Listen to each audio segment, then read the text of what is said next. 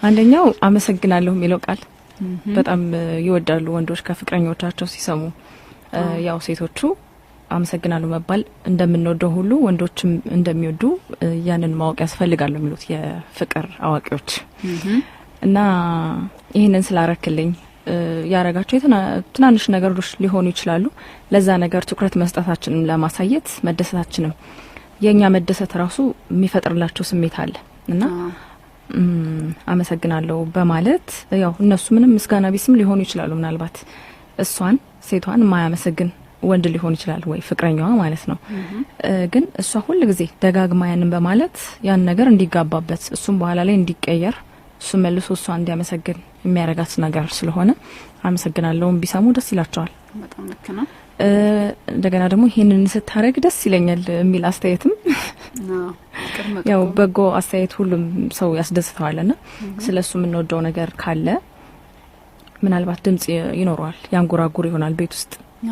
እና ስትዘፍን ደስ ይላል ስትስቅ ወይ ልጆችህን ስታጫውት ሊሆን ይችላል ይሄ ነገር ያምርብሃል ማድነቅም በራሱ ግንኙነትን የሚያጠነክር ነገር ስለሆነ እንደገና ያረጋው ነገር ያ ነገሩ ለኛ ምን ያክል ትርጉም እንዳለው በማሳወቅ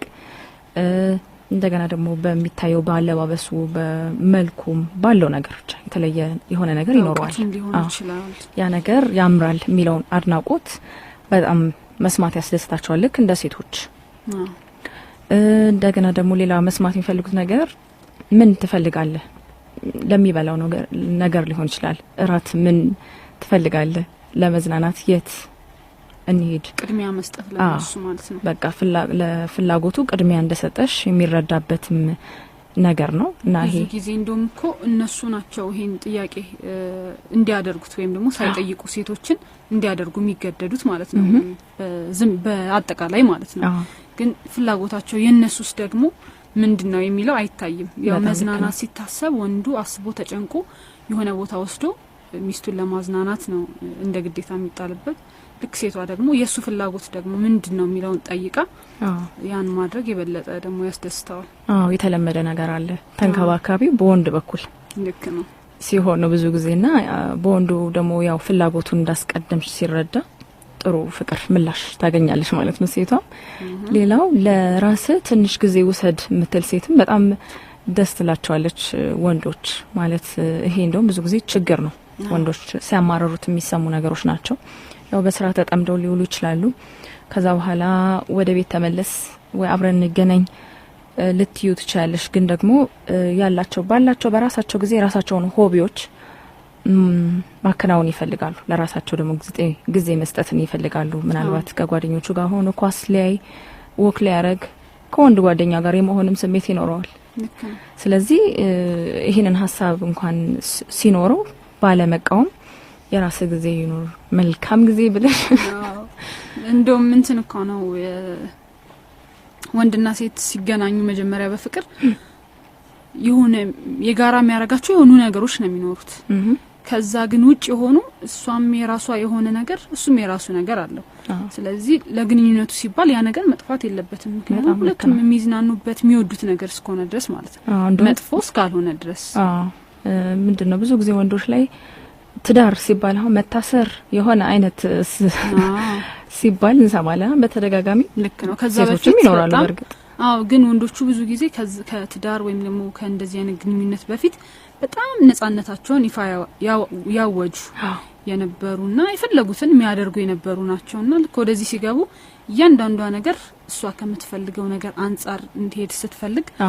ከዛ አንፃር ነው መታሰር የሚመጣባቸው ማለት ነው ተፈጥሮ የሰጣው ግን ነጻነት አለ በቃ ያ ሰው ሲፈጠር ማድረግ የሚፈልገው ነገር ሁሉ ማድረግ ፍላጎትም አብሮ ተሰጥቶታልና ያንን ፍላጎት ሲነሳ ያው እንደ እስር ቤትም ቢቆጥረው አይፈረድበትም ስለዚህ ይሄንን ነጻነት የሚያገኝበት ቦታ ነገር ከኔ ጋር አድርግ ማለት የለባት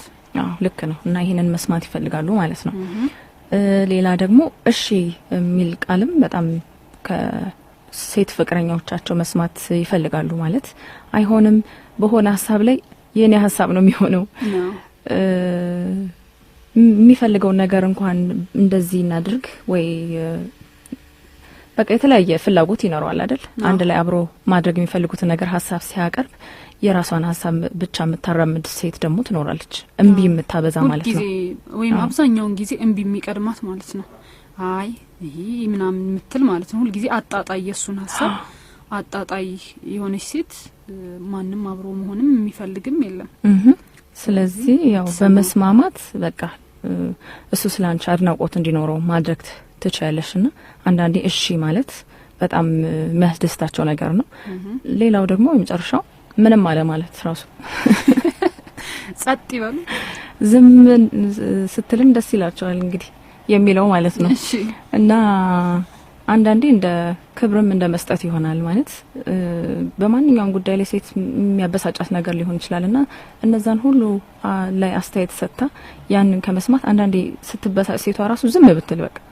ባትናገር፣ ምክንያቱም በመጥፎ ስሜት ውስጥ ከሆነች እንደም እንደ ጨቅጫቃ ይቆጠራሉ አይደል ሴቶች? ምክንያቱም ለብዙ ነገር ትኩረት ስለሚሰጡ ነው ይሄን እና እንደዛ ሁሉ ትኩረት ሰጥተው ደግሞ ስለሚናገሩም ነው ጨቅጫቃ የሚያረጋቸው ማለት ነው። በዛ ፋንታ ግን ዝም የምትል ሴት ያው ጊዜ ጠብቃ መናገር ማለት ነው። ሁሉ ጊዜ ማታወራ ማትቆጣ ወይም ተሰልቻለችም እኮ አሁን ዛሬ አመሸክ ብላ የምትጨቃጨቅ ነገም ሲያመሽ ከነጎዲያ ደግሞ እንደዚህ አምጣ ብዬ ካላመጣህም እንደዚህ ብቻ በየቀኑ ችግሮች ሊፈጠሩ ይችላልና ለእያንዳንዱ ነገር ከዛ ምን ይሆናል መሰለሽ በቃ ያው ትንሽ ትዘፍናለች። እሷ አሳልፈዋለሁ እንደምንም ስለዚህ ብሎ በቃ የመናቀም ነገር ይመጣል ሲደጋገም። ስለዚህ ሰብሰብ አድርጎ ማንዴ ሲነገር ጠንካራም ይሆናል። ሁሌ ስትናገሪ አቅምም የለውም የምታወሪው ነገር በቃ ተቀብሎ በዚህ ይሰማና ያፈሰዋል። በቃ ከዛ በሌላ ጨዋታ ምናምን ይፈጠራል፣ ይረሳል ነገሩ። የሆነ ዘፈን ትዛለኝ አስተያው የኔ ማለት ላንተ ሙዚቃ ነው ቀጥሎ ያለውን አላቆም ለነገሩ። ስለዚህ ሰብሰብ ዝም እያለች ሰብሰብ አድርጋ አንዴ ጠንከራ አድርጋ ብትናገር በጣም ተመራጭ ነው።